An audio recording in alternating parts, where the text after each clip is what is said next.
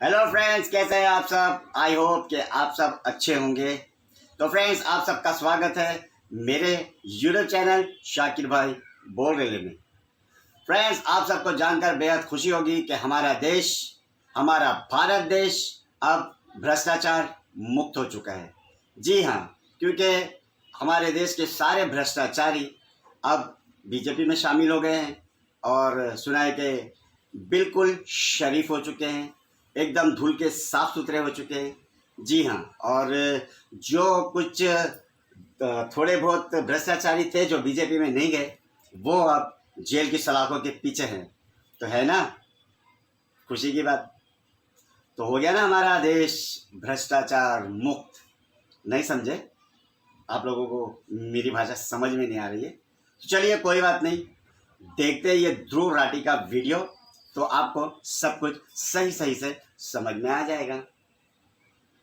मोदी की गारंटी, चारों तरफ हर जगह यही ऐड छाप रखी है। कुछ दिन पहले एक भाषण में गारंटी दी थी भ्रष्टाचार को लेकर। मेरी गारंटी है, भ्रष्टाचार हटाओ। इतनी बेशर्मी से इतना बड़ा झूठ सिर्फ वही इंसान बोल सकता है जो मानकर बैठा हो कि भाई जनता तो बेवकूफ है, मैं जो बोलूंगा वो अंधाधुंध मेरी बातों में विश्वास कर लेंगे। इस गारंटी की असलियत सुनो। Himanta Biswa Sarma 10,000 crore Saradha chit fund scam का आरोप अब बीजेपी में है। नवीन जिंदल 21,000 करोड़ कोलगेट स्कैम का आरोप अब बीजेपी में है। Ashok Chavan Adarsh housing society scam का आरोप अब बीजेपी में है। Ajit Pawar 70,000 crore Maharashtra state cooperative bank scam का आरोप अब बीजेपी के साथ है। Praful Patel 30,000 crore Air India scam का आरोप अब बीजेपी के साथ है। Suvendu Adhikari 10,000 crore Saradha chit fund scam का आरोप अब बीजेपी में है। छोटे बस कर यार। पापा की करा पेट्रोल खत्म ही नहीं होता।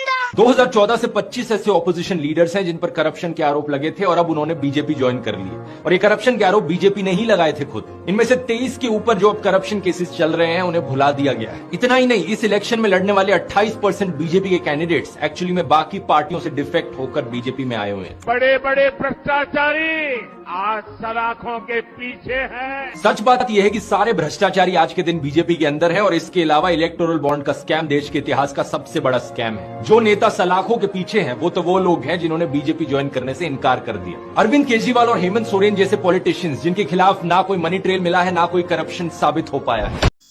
तो फ्रेंड्स, देखा आप लोगों ने, है ना खुशी की बात। भाई मानना पड़ेगा, मतलब मेरी तो समझ भी नहीं आ रहा था। इतने इतने इतने इतने हजारों करोड़ के घोटाले, इतने हजारों करोड़ के फ्रॉड, इतना हजारों करोड़, यार यही लोग खा के बैठ गए तो देश के गरीब को क्या मिलेगा। तो इसीलिए तो आजकल बोलते हैं ना, वो आप लोग देखते ही होंगे, कोई भूखा मर रहा है, कोई एक टाइम खा रहा है, कोई कपड़े नहीं पहन रहे, किसी को कपड़े नहीं है पहनने के लिए। तो अभी ऐसा कुछ नहीं होगा क्योंकि अभी सारे भ्रष्टाचारी शरीफ हो चुके हैं और जो बचे कुचे थे वो जेल में हैं। तो इस काम के लिए तो मोदी जी के लिए तालियां बनती है। तो फ्रेंड्स, अच्छे अच्छे कमेंट करना और बताना मोदी जी ने कितना अच्छा काम किया है। ये तो मोदी जी के लिए भी कमेंट बनता है। तो चलिए मिलते हैं नेक्स्ट वीडियो में।